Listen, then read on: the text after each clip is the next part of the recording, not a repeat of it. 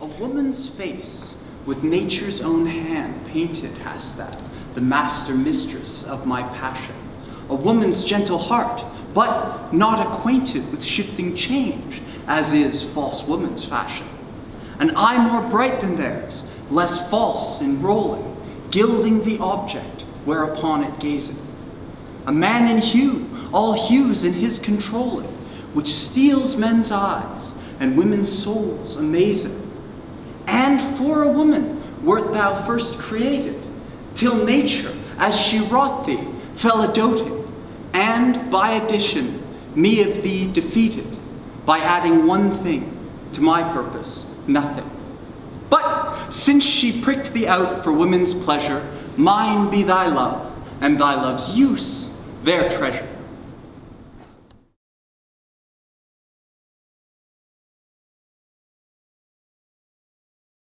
I think this poem is a great example of how you can use a conventional form, how you can manipulate a conventional form for expressive effects.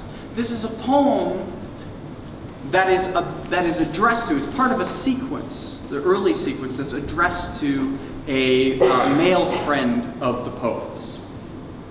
Now, Shakespeare was as aware as we are of a convention, an expectation in sonnets, that sonnets detail heterosexual love relationships, or they speak for heterosexual love relationships. So Shakespeare was aware of this convention. He was aware of the audience's expectation that this is what he'd be writing about as he was writing his address to his male friend.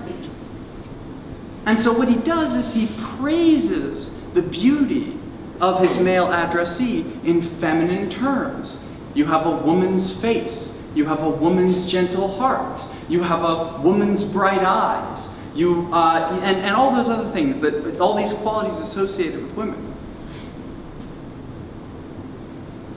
And he even strives to feminize the addressee even further by adding an extra syllable, a hypermetrical syllable, at the end of every line of this poem, which is a device that's called a feminine ending.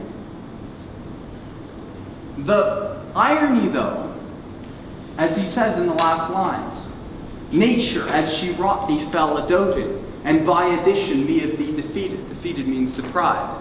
By adding one thing to my purpose, nothing. What's the one thing that nature added to this addressee that's not of much use to the speaker? What's the one thing? What's the one thing that distinguishes a male addressee from a female addressee? What's the one thing?